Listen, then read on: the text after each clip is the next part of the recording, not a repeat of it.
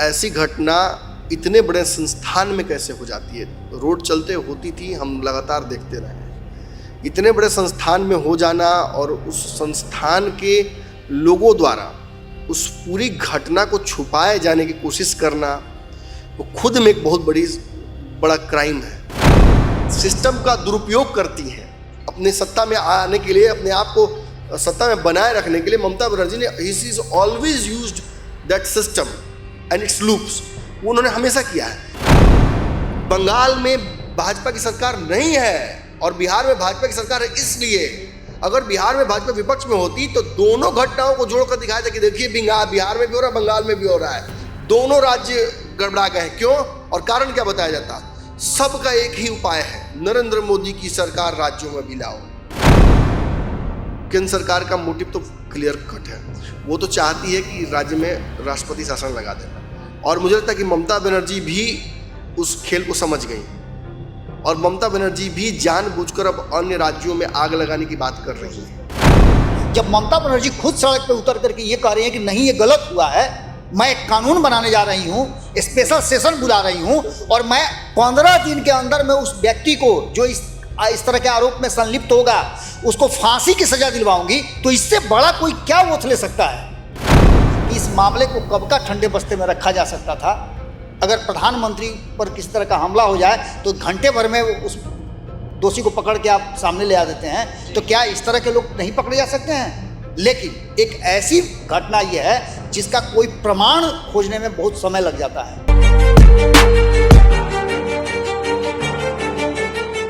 नमस्कार, पंचनामा देख रहे हैं आप, लेकिन ये विशेष पंचनामा है जहां पर आज हम विशेष रूप से चीड़-फाड़ करने जा रहे हैं। हमारे साथ हमारे संपादक और डॉक्टर नमन मिश्रा सर मौजूद हैं। हमारे साथ एक फ्रेम में आप देखिएगा बाबा मौजूद हैं। चूँकि ऐसी घटना ही घट गई है देश भर में जिस पर विस्तृत रूप से चर्चा करना और चीड़-फाड़ करना ज़रूरी हो गया है। डॉक्टर के साथ सर्जन भी मौजूद हैं और ये दोनों मिलकर इस खबर पर चीड़-फाड़ करेंगे। कई सारे प्रश्न हैं। देखिए, बंगाल की एक घटना जिससे पूरा देश आज कहीं ना कहीं आक्रोशित है और इस आक्रोश की जो आग है वो पूरे देश भर में घूमते हुए बिहार आ पहुंची है। बिहार में जहां राजनीति उठापटक चल रहा है तो बंगाल में चल रहा है तो सिर्फ और सिर्फ जो मानवता को शर्मसार करने वाली एक घटना घटी है उस पर उठापटक जारी है। ममता बनर्जी से लेकर हर व्यक्ति आज ये सवाल कहीं ना कहीं मन में सोच रहा होगा कि आखिरकार बंगाल में ऐसी घटना क्यों घट गई। ममता बनर्जी भी खुद सड़क पर उतर गई थी, केंद्र सरकार को वो घेर रही हैं। इधर जब राष्ट्रपति के संज्ञान में ये पूरा मामला आता है तब उन्होंने एक लेख लिखा है और इस लेख पर जो राजनीति चल रही है, ऐसी चर्चा है कि बंगाल में राष्ट्रपति शासन लगेगा। लेकिन आप सोच रहे होंगे कि बंगाल के राष्ट्रपति शासन की जो आग है, जो हवा है, बिहार को कैसे छू रही है। यही तो मुद्दा है, इसी पर तो चीड़-फाड़ कराना है।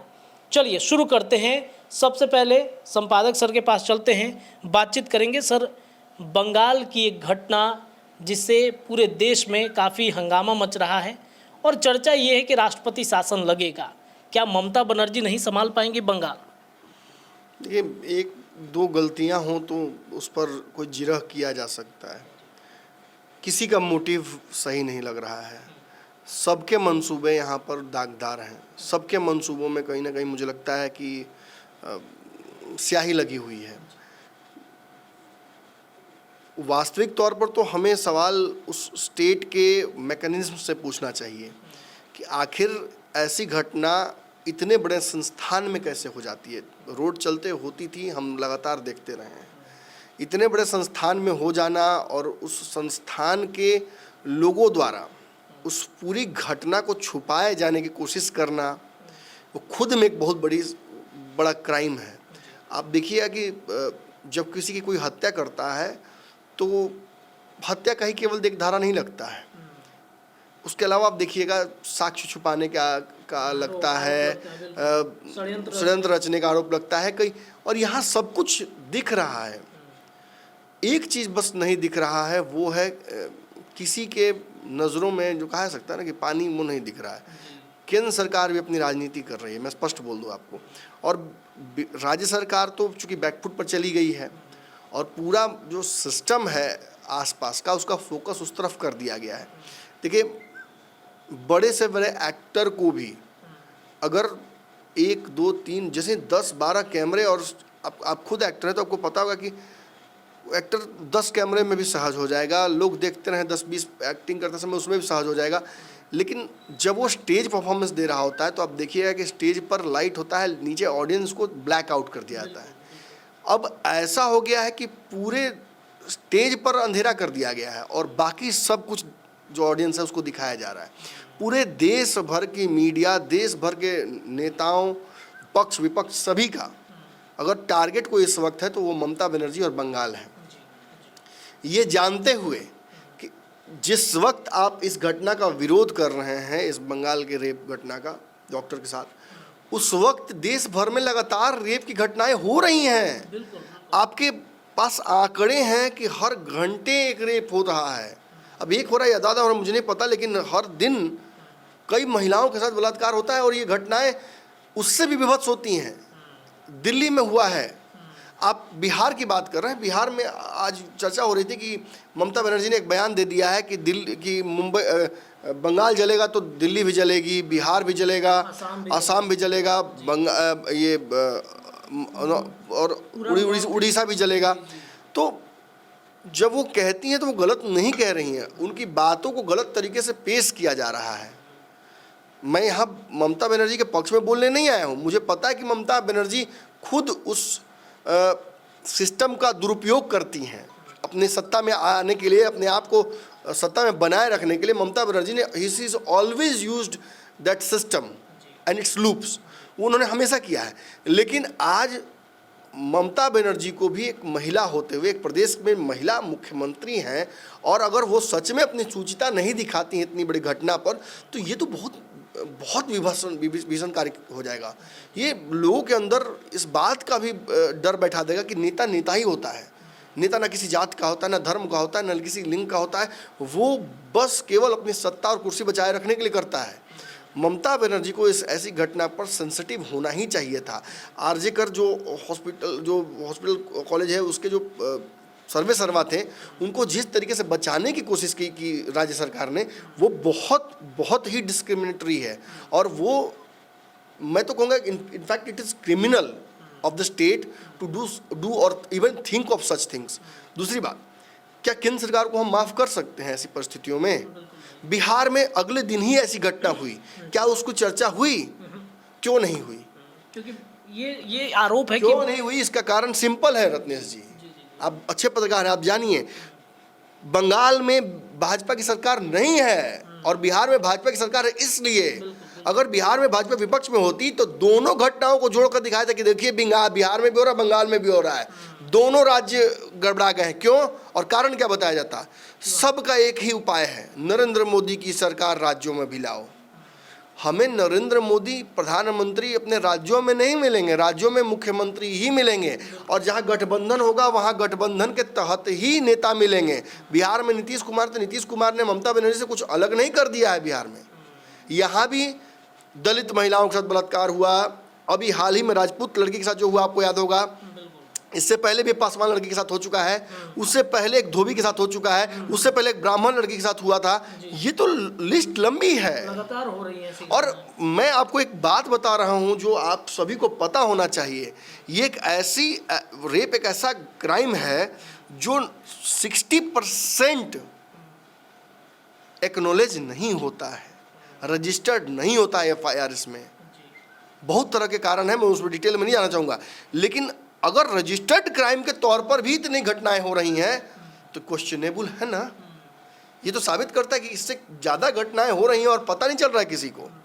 तो मुझे लगता है कि केंद्र सरकार और राज्य सरकार दोनों इस मामले में एक बराबर दोषी हैं, और राज्य सरकार अपनी पूंछ बचाने में लगा हुआ है, और केंद्र सरकार पूरी राज्य की सरकार जो कि उसके खिलाफ की सरकार है, उसके विपक्ष की सरकार है, उसे आग में झोंकने की कोशिश कर रहा है। कश्मीर में पत्थर फेंकने वाले तालिबानी, कश्मीर में पत्थर फेंकने वाले सेपरेटिस्ट, बंगाल में कौन पत्थर फेंक रहा है? भाजपा का गमछी ओढ़ ओढ़ के, वो कहाँ से आ रहे हैं? सवाल सब पर खड़े होने चाहिए, सवाल इक्वली, और ये जो सेम है ना, ये सेम और ब्लेम, ये इक्वली सबको शेयर करना पड़ेगा। अगर ये घटना जिस तरीके से अब मॉन्स्टरस रूप ले रही है, आई थिंक केंद्र सरकार का मोटिव तो क्लियर कट है। वो तो चाहती है कि राज्य में राष्ट्रपति शासन लगा देना, और मुझे लगता है कि ममता बनर्जी भी उस खेल को समझ गई हैं, और ममता बनर्जी भी जानबूझकर अब अन्य राज्यों में आग लगाने की बात कर रही हैं। कोशिश नहीं कर रही हैं, मतलब बात कर रही हैं, वे बयान बात कर रही हैं। तो इस बात से ये जरूर स्पष्ट हो जाता है कि ममता बनर्जी भी इस खेल के नियमों को समझ गई हैं, और वो चाहती हैं कि केंद्र सरकार ऐसा कोई कदम उठाए जिसकी वजह से उनको तगड़ी सिंपैथी मिले। और विश्लेषण इन चीज़ों का जब होगा, हमारे जैसे जो विश्लेषक हैं जो किसी एक तरफ की बात नहीं करेंगे, जो दोनों की बात करेंगे, तो ऑब्वियसली केंद्र सरकार भी एक बहुत बड़े कटघरे में खड़ी हो जाएगी। बाबा बहुत अच्छी बात मुझे थोड़ी देर पहले बता रहे थे कि दिल्ली में भी तो यही हुआ। जहाँ जहाँ भाजपा की सरकारें नहीं हैं, वहाँ छोटी घटनाओं को भी बड़ा बना दिया जा रहा है, और जहाँ भाजपा की सरकार है वहाँ बड़ी घटना भी छोटी नजर आती है। आप दिल्ली में देखिए, दिल्ली में अस्थिरता को करने की कोशिश की गई। आज भी केजरीवाल, मैंने सबसे बड़े भ्रष्टाचारी केजरीवाल हैं, और किसी राज्य में भाजपा का भ्रष्टाचार नहीं हो रहा है। बिल्कुल हो रहा है, लेकिन आप फिर वही देखिएगा, बगल में झारखंड है आपके, वहाँ की सरकार को डिरेल करने की कोशिश की जा रही है। पंजाब में डिरेलिंग शुरू हो गया है। तो भाजपा का मोटिव नॉन बीजेपी स्टेट्स में प्योर मतलब एकदम क्या कहा जा सकता है उसको, कंट्रोवर्शियल है, क्वेश्चनेबल है, और वो हमें लगातार देखने को बंगाल में भी मिला है। बेहतर बाबा समझा पाएंगे कि परिस्थितियां कैसी हैं। बाबा से सवाल है कि क्या राष्ट्रपति शासन लगा देना एक मतलब ये विकल्प सॉल्यूशन है, इसकी मतलब प्रॉब्लम का ये सॉल्यूशन हो सकता है कि राष्ट्रपति शासन लगा देने से बंगाल की जो हिंसाएं हो रही हैं, बंगाल में जो लगातार ऐसी घटनाएं घट रही हैं, ये पहली बार ऐसी घटना नहीं घटी है, ये एक विकल्प होगा इस मामले को ठंडा करने का? एक बड़ी पुरानी कहावत है, मैंने सुना है कहीं, कि एक टीचर थे जो क्लास में आते थे तो वो तो छपड़ाते थे, लेकिन किसी किसी दिन आते थे तो छड़ी हाथ में लेकर के आते थे, बहुत पीटते थे बच्चों को। जब उनके बारे में पता किया गया कि आखिर ऐसा क्यों करते हैं, इतने अच्छे टीचर हैं तो ऐसा क्यों करते हैं, तो पता चला कि जब जब घर में उनकी पत्नी से लड़ाई होती है तब तक आकर के उसका गुस्सा जो है बच्चों पे उतारते हैं। देखिए, सीधी सी बात है कि राष्ट्रपति शासन एक ऐसा हथकंडा है जो कहीं ना कहीं सेलेक्टिव पॉलिटिक्स का हिस्सा है, और ये पॉलिटिक्स आज कोई नई नहीं हो रही है, ये शुरू से होती रही है, कांग्रेस ने किया है।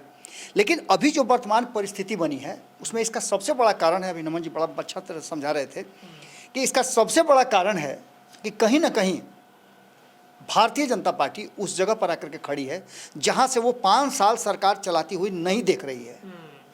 उसे इस बात का डर है, भ्रम है कि वो 5 साल तक सरकार कंटिन्यू नहीं कर पाएगी, क्योंकि ममता बनर्जी जिन पर टारगेट किया जा रहा है या बंगाल पर टारगेट किया जा रहा है, मैं आपको याद होगा रत्नेश, मैंने खबर के दौरान आपको बताया था कि महाराष्ट्र में जब अंबानी के बेटे की शादी हो रही थी, उनके रिसेप्शन में जब लोग पहुंचे थे तो सत्ता पक्ष से कम और विपक्ष से ज़्यादा लोग पहुंचे थे। वहाँ एक मीटिंग हुई थी, उस मीटिंग के बाद ममता बनर्जी ने मीडिया को कुछ कहा था।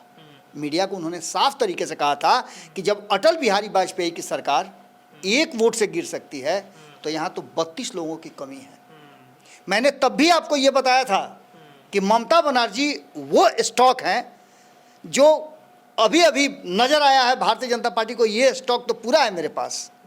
आपको 5 किलो वहाँ से, 4 किलो वहाँ से, 3 किलो वहाँ से जुटाना हो तो आपको कष्ट होगा, लेकिन एक ही जगह कहीं रखा हुआ है, गोदाम में उठा करके लाना हो तो बड़ी आसानी होगी।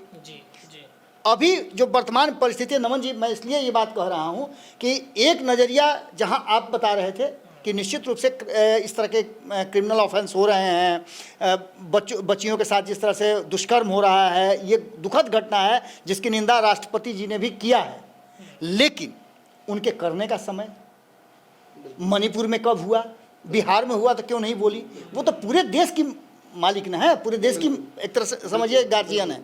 अब ऐसी स्थिति में इसके पीछे का जो कारण है वो जानना बहुत ज़रूरी है। उसका पॉलिटिकल कारण नमन जी मुझे जो लग रहा है जिसकी चर्चा हम लगातार कर रहे हैं, कई बड़े पत्रकारों से भी मेरी बातचीत हुई है। एक बात मैं यहाँ बोलना चाहूँगा। देखिए, मुझे आप जब ये बोल रहे हैं तो मुझे याद आ रहा है, लगभग 2-2.5 साल पहले मैंने पंचनामा किया था, जो शायद पंचनामा के फेसबुक पेज पर ऊपर पिन भी किया हुआ है।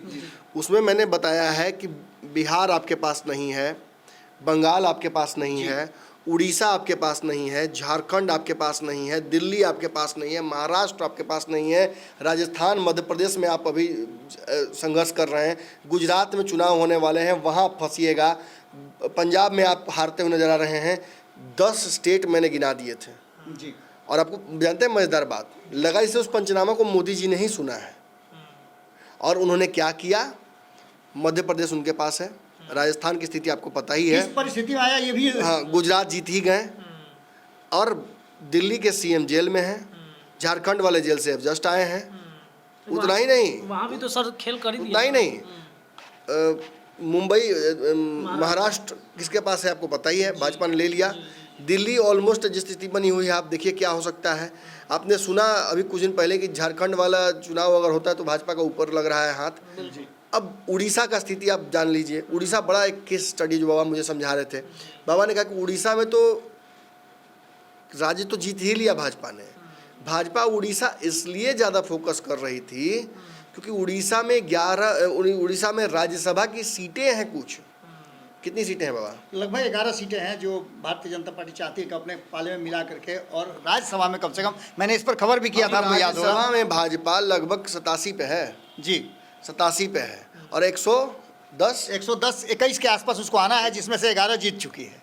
अपने दम पर राज्यसभा में 121 तक पहुंच सकती है भाजपा, ऐसा टारगेट भाजपा ने कर लिया है।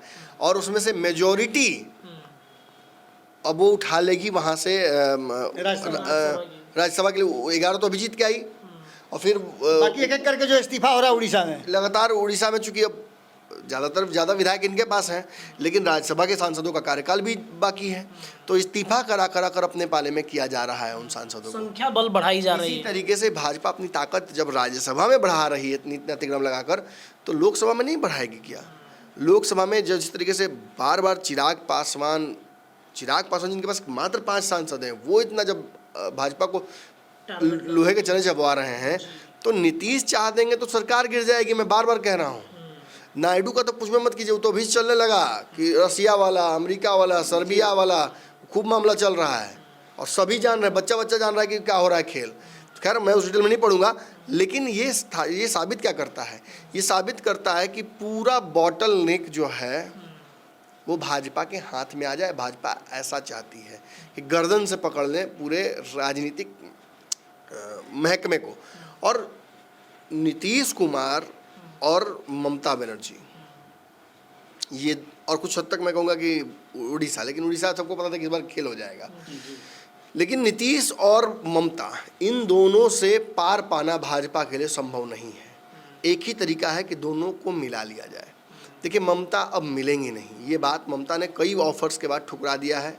ममता गठबंधन नहीं कर सकती है भाजपा के साथ। ममता अपने दम पर बहुत मजबूत है, और ममता की राजनीति ही पूरी भाजपा के खिलाफ है। तो भाजपा ने क्या क्या करना चाहा? भाजपा CNRC लेकर आती है, बांग्लादेश की अस्थिरता को बंगाल तक पहुंचा दिया उसने, बंगाल अस्थिर हो गया, और बंगाल की अस्थिरता राजनीतिक फायदा पहुंचाए भाजपा को कैसे, बाबा जो समझाने की कोशिश कर रहे हैं उस पर फोकस पूरी तरह से चला गया है। यानी भाजपा जो इधर उधर से सांसदों को इकट्ठा करेगी, उससे बढ़िया एक मुश्त बंगाल से नहीं उठा लेगी। एक साथ है सब साथ है सब जाए। 80 सांसदों की सीट वहाँ पे है। भाजपा अगर चाहेगी तो 30-40 को तो आराम से छटका सकती है। निश्चित रूप से जब 42 सांसद क्रिएट कर, निश्चित रूप स्टॉक से है उनके पास। नमन जी, आपको एक बात याद होगा, जब इंडिया गठबंधन का रीमेक हो रहा था, जब गैर भाजपाई दलों को जोड़ रहे थे नीतीश कुमार, तो उस समय उन्होंने एक बात कही थी, 162 का आंकड़ा, आपको याद होगा। मैं इस पर बहुत फोकस था, मैंने लगातार फोकस किया था। बंगाल, बिहार और उत्तर प्रदेश, और आज वही हुआ है। और बंगाल ने तो काम कर दिया। बिहार में मिला नहीं होते नीतीश को, बाबा बिल्कुल सही बोल रहे थे। बंगाल और उत्तर प्रदेश ने तो फिर भी झटका दे दिया भाजपा को, जो चाहते थे नीतीश। लेकिन नीतीश को बिहार में मिलाकर वो 30 सीटें लेकर आए हैं, इसी ने जान बचाई भाजपा की। तो नीतीश ने जो जहर बोया था, वो जहर तो काम कर गया था।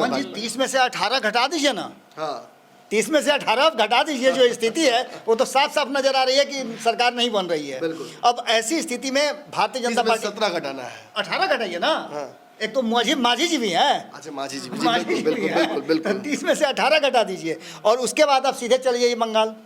बंगाल में 29 सीटें हैं जी। यहाँ 28 सीट हो रहा है। सब मिला जुला करके आप नायडू को जोड़ लीजिए, सबको जोड़ लीजिए। अब उसमें अगर चिराग पासवान को जोड़ लीजिए। आपसे एक बात हो रही थी, उड़ती उड़ती खबर आपके पास जो आई थी, हम चाहेंगे कि आप ही उसको बताइए, कहीं से आपके पास उड़ती उड़ती नहीं, खबर आई थी। अभी तो बात बहुत मतलब अर्ली है बोलने के, लेकिन हाँ, बिहार में भी कोई बड़ा खेल हो सकता है, खेल हो सकता इसकी है। संभावना है, ऐसा इनकार नहीं तो किया। मतलब ये आज का जो हमारा पंचनामा है, इसी पर आधारित है कि बंगाल की जो हवा है वो बिहार तक पहुंच रही है। निश्चित पहुंच रही है। अब बांग्लादेश का बंगाल तक पहुंच गया, बंगाल के बाद कौन आता है? बिहार। हम भी पहले बंगाल का ही हिस्सा थे जी। और उपद्रव करने में बंगाल से हम कम नहीं है। हम लोग छोटा छोटा मिड डे मील पे बवाल कर सकते हैं, बाकी छोड़िए ना। जायज बातों पे बवाल करने में नहीं आता, नाजायज बात बोलिए खूब बवाल करेंगे।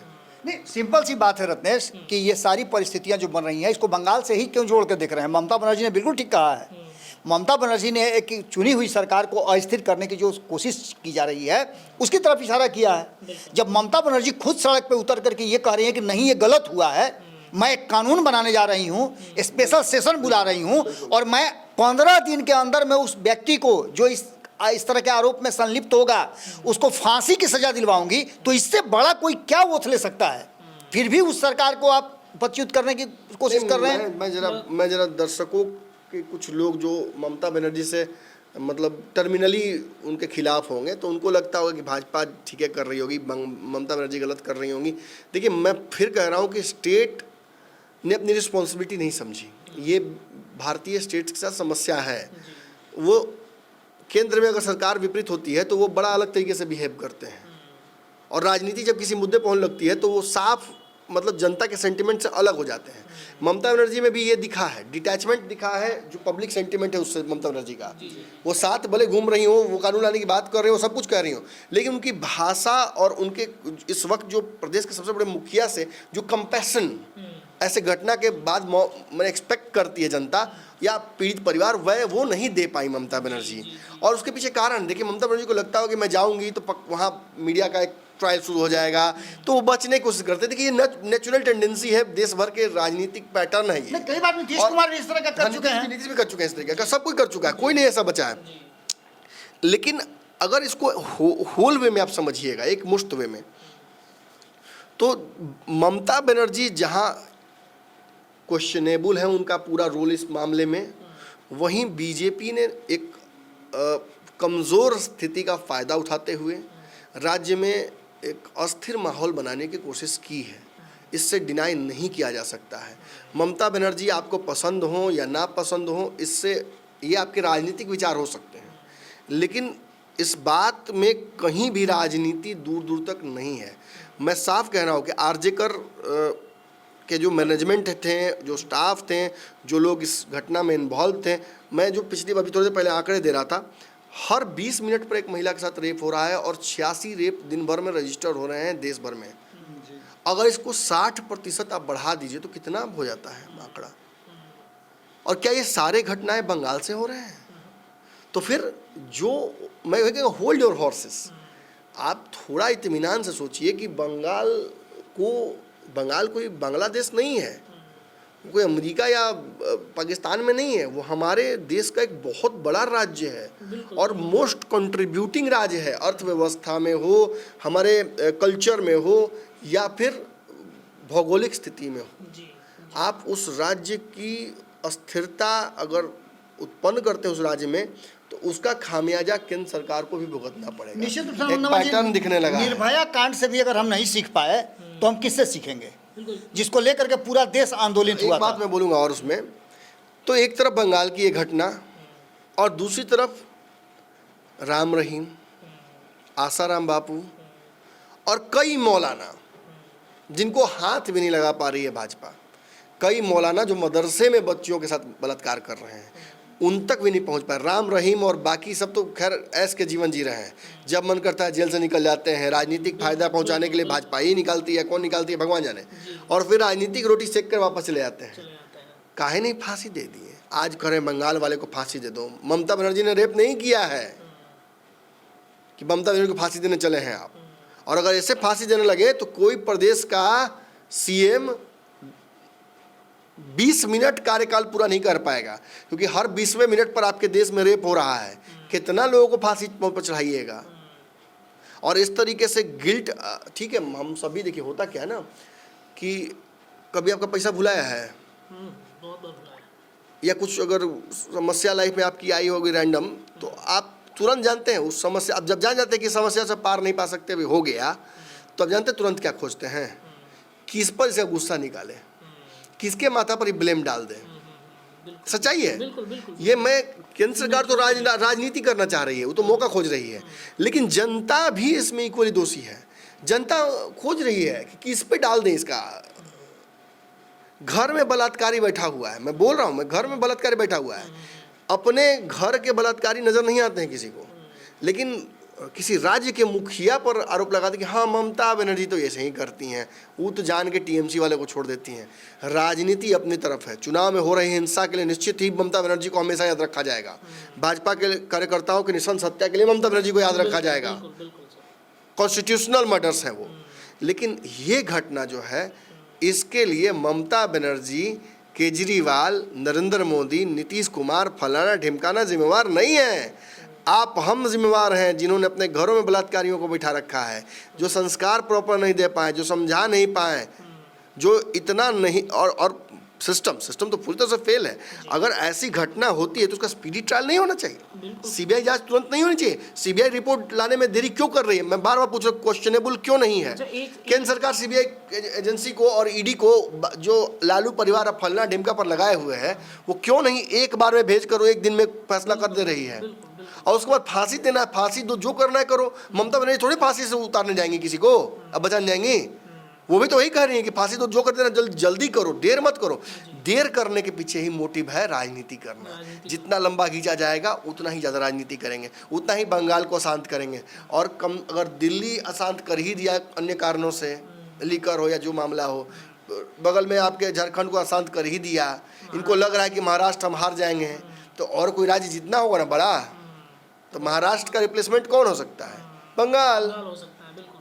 तो बंगाल की अशांति का फायदा सीधा भाजपा उठाना चाहती है, और मुझे इसमें और कुछ नहीं बोलना है। ये बहुत ही दुखद विषय है, इस पर राजनीति तो नहीं ही होनी चाहिए थी, लेकिन है इस देश में तो जब खाने और रोटी या पहनने पर, कपड़े पर राजनीति हो जाती है, सूरज किस तरह से निकलेगा उस पर राजनीति हो जाती है, खाना पीना जो बेसिक नीड्स हैं उन पर राजनीति होती है, सूरज मेरा कि तुम्हारा है, चंद्रमा मेरा कि तुम्हारा, इसी पर लड़ाई हो जाती है, इसी पर जब राजनीति होती है, तो इन मुद्दों के लिए हमें समय हमारे पास कहाँ है? तीन कानून बन गए बाबा, देश भर में खूब इसकी चर्चा हुई, खूब प्रचार प्रसार हुआ। क्या इस घटना से, जैसा कि संपादक सर बता रहे हैं, हर दिन जो घटनाएं घट रही हैं, क्या इस घटना के लिए, जिससे देश पूरा मतलब इसका संसार हो रहा है, निर्भया से लेकर के कई ऐसे रिकॉर्ड है, कई ऐसे आंकड़े हैं जो दिखा देंगे, जो काफ़ी शर्मसार करने वाली, क्या इसके लिए ठोस कानून बनाना केंद्र सरकार की जिम्मेदारी नहीं है? मैंने ममता बनर्जी की बात शुरू में ही बताई। और देखिए, इस तरह की घटनाओं को आप वर्गीकृत नहीं कर सकते हैं। किसी के साथ भी घटना हो रही है तो उस घटना को समान रूप से आप देखिए।